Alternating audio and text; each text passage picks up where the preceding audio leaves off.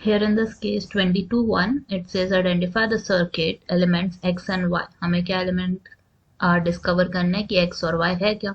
Block diagrams दिए हुए and we need to draw the output wave forms of x and y.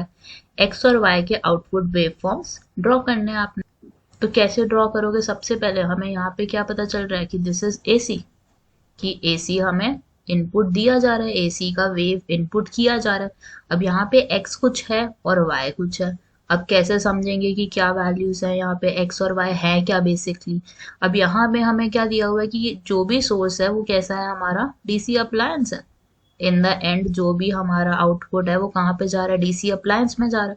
इसका मतलब this must be DC, ये तो DC होना चाहिए. पीछे से शुरू करते हैं, ये डीसी होना चाहिए. अब डीसी कैसे आएगा? पहली बात एसी दिया तो इसका मतलब कोई ना कोई तो रेक्टिफायर यूज कर रहे हैं ये लोग. रेक्टिफायर इज द, अब फुल वेव है या हाफ वेव है ये हमें समझना पड़ेगा. एसी है और आउटपुट क्या मिल रहा है हमें, डीसी आउटपुट मिल रहा है. तो कैसे मिलेगा? ऑब्वियसली फुल वेव रेक्टिफायर से, क्योंकि फुल वेव रेक्टिफायर का काम क्या है कि दोनों ही आउटपुट का यूटिलाइजेशन, सॉरी दोनों ही इनपुट का यूटिलाइजेशन करना, दोनों को ही ऊपर वाले पार्ट्स में वो कन्वर्ट कर देता है. ठीक है. अब यहाँ पे y क्या होना चाहिए, y must be a filter. अब फिल्टर का रोल आपने अभी नहीं पढ़ा, this is there in like higher studies, की फिल्टर का काम क्या होता है कि वो क्या करेगा, जो भी हमारा फुल वेव रेक्टिफायर से आउटपुट आएगा उसको क्या कर देगा, it would like change into a some other form. और वो कैसे करेगा वो मैं अभी आपको ड्रॉ करके दिखाती हूँ. This would be the output of x. ये तो हमारा आउटपुट हो गया x का. ठीक है.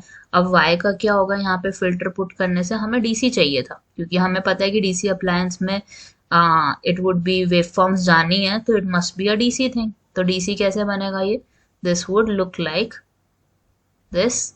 एंड देन ये पूरा कंप्लीट नहीं करते हुए ऐसे जाएगा, देन ऐसे, एंड देन ऐसे. फिल्टर आउट कर दिया इसने अपने आप को.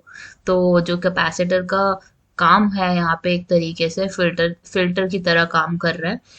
And so how it is behaving, यहाँ पे इसने कंप्लीट नहीं करने दिया उस पूरी वेव को, and it is taking the upper turn only. ठीक है.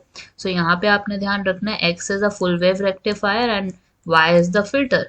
सेकेंड केस में हमें क्या दिया हुआ है, the centre tapping is shifted towards D1. Centre tapping को क्या किया इन्होंने, शिफ्ट कर दिया D1. अब मान लो कि ये हमारे पास क्या है, फुल वेव रेक्टिफायर है. तो फुल वेव रेक्टिफायर का काम क्या होता है, एक पहली वेव हमारी गई, सोर्स हमने दिया इसको, और आउटपुट कैसे देगा ये हमें, this would be the output. सारी वेव्स को क्या कर देगा, ये ऊपर कन्वर्ट कर देता है. ठीक है. फुल वेव सिग्नल देना शुरू कर देता है. अब सेंटर टैपिंग जो है इन्होंने किसको की है, it is shifted towards D1. तो हमारा जो आउटपुट वेव फॉर्म है ना इस सर्किट का, वो कैसे चेंज हो जाएगा, D1 तो हमारा कम हो जाएगा, D1 की वेव क्या हो जाएगी, कम हो जाएगी, और D2 की वेव उतनी रहेगी जितनी ऑलरेडी है. This would be like this. D1 के अक्रॉस फिर छोटी हो गई, देन D2 के अक्रॉस फिर बड़ी हो गई. सो that's how it would be made. ठीक है. तो हमें ध्यान रखना D1 की वजह से तो वेव इतनी ऊंची नहीं गई. क्यों नहीं गई, क्योंकि उसको सेंटर टैप किया हुआ है. अगर यही चीज ये D2 के लिए कर देते तो D2 की वेव कम रहती है हमारी.